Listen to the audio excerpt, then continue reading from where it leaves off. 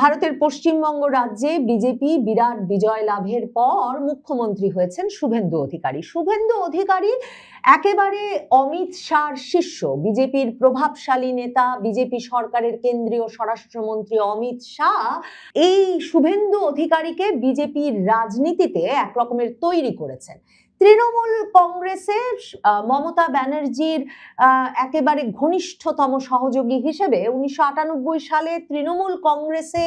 যোগ দিয়েছিলেন শুভেন্দু অধিকারী এবং তারপর তৃণমূল কংগ্রেস থেকেই কিন্তু তিনি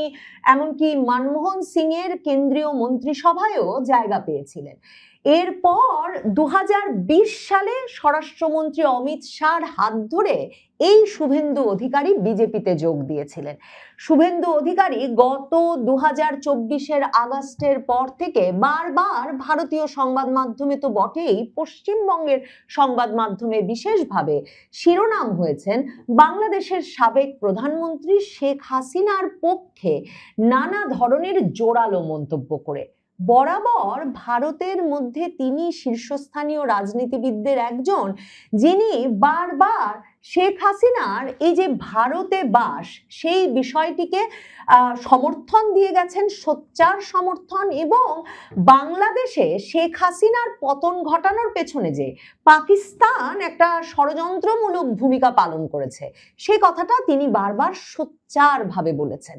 এবং শুভেন্দু অধিকারী বিশ্বাস করেন যে এখনো যে বাংলাদেশের রাজনীতিতে আওয়ামী লীগের কার্যক্রমে নিষেধাজ্ঞা আছে এবং যে নতুন সরকারটিও গঠিত হয়েছে, এই সবই চলছে এক রকমের পাকিস্তানের নির্দেশে। এহেন শুভেন্দু অধিকারী শেখ হাসিনা ভক্ত, আওয়ামী লীগের বাংলাদেশের রাজনীতিতে ভরসা রাখা এই রাজনৈতিক নেতা যে বাংলাদেশের সঙ্গে সীমান্তে সবচেয়ে গুরুত্বপূর্ণ ভূমিকা রেখে এসেছে, রাখছে এবং রাখবে যে রাজ্যটি মানে পশ্চিমবঙ্গ রাজ্যেও, সেই রাজ্যের মুখ্যমন্ত্রীর পদে অভিষিক্ত হলেন, সেটা নিশ্চিতভাবেই বাংলাদেশ ভারত সম্পর্কে একটা তাৎপর্যপূর্ণ ভূমিকা রাখবে। কারণ শুভেন্দু অধিকারী 2024 আগস্টের পর থেকে বারবার বিভিন্নভাবে সংবাদ মাধ্যমের সামনে বলেছেন যে তিনি মনে করেন শেখ হাসিনাই বাংলাদেশের একমাত্র বৈধ প্রধানমন্ত্রী এবং খুব শিগগিরই তিনি বৈধ প্রধানমন্ত্রী হিসেবেই শাহজালাল বিমানবন্দরে নামবেন এবং কখনো কখনো রাজনৈতিক নেতা হিসেবে এক রকমের চমক লাগাতেই হয়তো শুভেন্দু অধিকারী সাংবাদিকদের একথাও বলেছেন যে আপনারা লিখে রাখতে পারেন শেখ হাসিনাই বাংলাদেশে ফিরবেন, স্যালুট দিয়ে তাকে নিতে হবে, আর যারা তাকে মৃত্যুদণ্ড দিচ্ছে কিংবা তার বিরোধিতা করছে তাদের ডেইজ আর নাম্বার, তাদের দিন ঘনিয়ে এসেছে। এহেন এক মানে হাসিনা ভক্ত বিজেপির প্রভাবশালী রাজনীতিবিদ শুভেন্দু অধিকারী যখন তাই পশ্চিমবঙ্গের মুখ্যমন্ত্রী নির্বাচিত হয়েছেন, আওয়ামী লীগের অনেক সূত্র বলছে যে বিজেপির এই বিরাট বিজয়ের পর শেখ হাসিনার তরফে শুধুমাত্র যে বাংলাদেশ আওয়ামী লীগের লেটার হেডে বিজেপিকে অভিনন্দন জানিয়ে বার্তা দেওয়া হয়েছে, বিশেষভাবে বিজেপি নেতা শুভেন্দু অধিকারীকে সেখানে অভিনন্দন জানানো হয়েছে তাই নয়, শেখ হাসিনা রীতিমতো টেলিফোন করে বিজেপির এই বাঙালি নেতাকে পশ্চিমবঙ্গ রাজ্য বিজয়ের জন্য অভিনন্দন জানিয়েছেন। শুনে আসি শুভেন্দু অধিকারীর যেসব বক্তব্য, ভাইরাল বক্তব্য সামাজিক যোগাযোগ মাধ্যমে 2024 আগস্টের পর থেকে ঘুরছে, বিশেষভাবে পশ্চিমবঙ্গ রাজ্যের নির্বাচনের আগে বারবার সামনে আসছিল, সেরকম একটি বক্তব্য। আমরা ওই দেশ আমাদের 17,000 সেনা আত্মবলিদান, আমরা মুজিবুর রহমানকে প্রোটেকশন দিয়েছি, আমাদের দেশ দলাই লামাকে প্রোটেকশন দিয়েছি। ভারত এটা করে। হাসিনা ওয়াজেদ বৈধ প্রধানমন্ত্রী, এরা অবৈধ। হাসিনা ওয়াজেদ প্রধানমন্ত্রী হিসেবেই ঢাকাতে শাহজালাল এয়ারপোর্টে নামবেন, স্যালুট দিয়ে নিয়ে যেতে হবে। শুভেন্দু অধিকারী যেমন বলছেন স্যালুট দিয়ে শাহজালাল বিমানবন্দর থেকে শেখ হাসিনাকে নিতে হবে, শুভেন্দু অধিকারী হচ্ছেন অমিত শাহর শিষ্য বিজেপিতে। তিনি রাষ্ট্রীয় সমাজসেবক সংঘ মানে আরএসএস করে তৃণমূল থেকে বিজেপি করতে করতে এই নেতৃত্বের পর্যায়ে অভিষিক্ত হননি। তিনি তৃণমূল কংগ্রেসের নেতৃত্ব পর্যায় থেকে অমিত শাহর হাত ধরে পশ্চিমবঙ্গ বিজেপির নেতৃত্ব পর্যায়ে অধিষ্ঠিত হয়েছেন।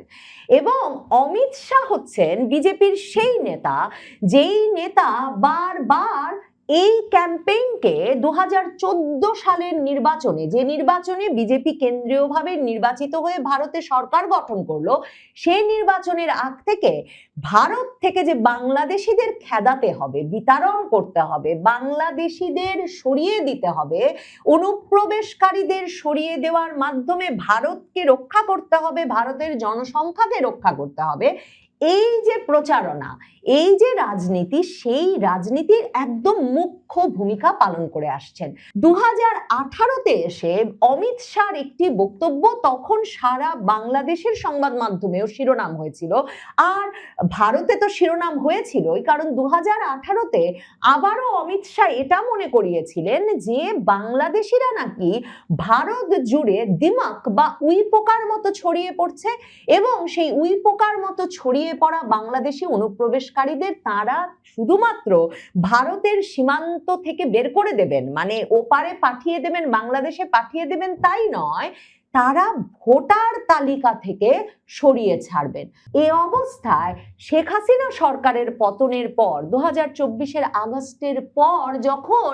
বাংলাদেশ ভারত সম্পর্কটা ইউনূস সরকারের আমলে গিয়ে একেবারে তলানিতে ঠেকেছে, তখন 2025-এর এপ্রিল মে থেকেই কিন্তু আসাম দিক থেকে, আসাম সীমান্ত দিয়ে আসামে বিজেপির মুখ্যমন্ত্রী হিমন্ত বিশ্ব শর্মা নিয়ম করে পুশিং শুরু করেছেন এবং বাংলাদেশে ঠেলে মানুষ পাঠানো শুরু করেছেন বাংলাদেশি নাগরিক সন্দেহে। ভারতের মানবাধিকার কর্মী, ভারতের আদালতে বিভিন্ন মামলা এসব বিষয়ে চললেও এই পুশিং সীমান্তে আসাম সরকার থামায় নাই। আসামে আবারও নির্বাচিত হয়ে এসেছেন বিজেপির মুখ্যমন্ত্রী হিমন্ত বিশ্ব শর্মা, যিনি কিছুদিন আগে সংবাদ মাধ্যমের সঙ্গে সাক্ষাৎকারে সরাসরি বলেছেন যে তিনি প্রতিদিন সকালে উঠে প্রার্থনা করেন যাতে বাংলাদেশ ভারত সম্পর্কটা কিছুতেই ভালো না হয় এবং বিএসএফ যাতে সীমান্তে ব্যাপক কড়া প্রহরা চালিয়ে যায়, যাতে কিছুতেই ওপাশ থেকে মানুষ ঢুকতে না পারে এবং এপাশ থেকে তারা নিয়মিতভাবে পুশিং করে অবৈধ অনুপ্রবেশকারীদের আবারও বাংলাদেশে ফেরত পাঠাতে পারেন। এবং সেই প্রতিশ্রুতি দিয়েই, মানে সীমান্ত দিয়ে অনুপ্রবেশকারীদের বাংলাদেশে ফেরত পাঠানোর প্রতিশ্রুতি দিয়েই পশ্চিমবঙ্গ রাজ্যেও ক্ষমতায় এসেছেন বিজেপির মুখ্যমন্ত্রী শুভেন্দু অধিকারী, যার রাজনৈতিক গুরু অমিত শাহ সারা ভারতে মূলত এই অনুপ্রবেশ ঠেকানোর রাজনীতি যে তারা করবেন সেই প্রতিশ্রুতি দিয়েই বিজেপিকে একটা সর্বভারতীয় দলে পরিণত করেছেন। পশ্চিমবঙ্গ নির্বাচনের আগেও প্রধানমন্ত্রী মোদী এবং স্বরাষ্ট্রমন্ত্রী অমিত শাহ পশ্চিমবঙ্গে এসে মনে করিয়ে দিয়েছিলেন যে এই যে তৃণমূল কংগ্রেসের নেত্রী, পশ্চিমবঙ্গের এত বছরের মুখ্যমন্ত্রী মমতা ব্যানার্জি, তিনি এতদিন সীমান্তের ওপাশ থেকে জামায়াতে ইসলামী সহ ইসলামপন্থী জঙ্গি গোষ্ঠীগুলোর অবাধ বিচরণ নিশ্চিত করতে এবং সীমান্ত দিয়ে অবৈধ অনুপ্রবেশ ঘটিয়ে সীমান্তবর্তী পশ্চিমবঙ্গের জেলাগুলোর একরকমের জনসংখ্যার যে চেহারা সেটা বদলে দিতে, মানে তাদের কথায় সুস্পষ্টভাবে ওই জেলাগুলোকে মুসলিম সংখ্যাগরিষ্ঠ জেলায় পরিণত করতে সীমান্তে কাঁটাতারের বেড়া দিতে অস্বীকৃতি জানিয়ে এসেছেন এবং সীমান্ত দিয়ে অবৈধ অনুপ্রবেশ ঘটিয়েছেন। বিজেপি পশ্চিমবঙ্গে এই প্রতিশ্রুতি দিয়ে ক্ষমতায় এসেছে যে তারা অবৈধ অনুপ্রবেশকারী বাংলাদেশিদের চিহ্নিত করে তাদেরকে সীমান্তের ওপারে ফেরত পাঠাবে এবং আর অনুপ্রবেশ ঘটতে দেবে না। যেদিন শেখ হাসিনা ভক্ত শুভেন্দু অধিকারী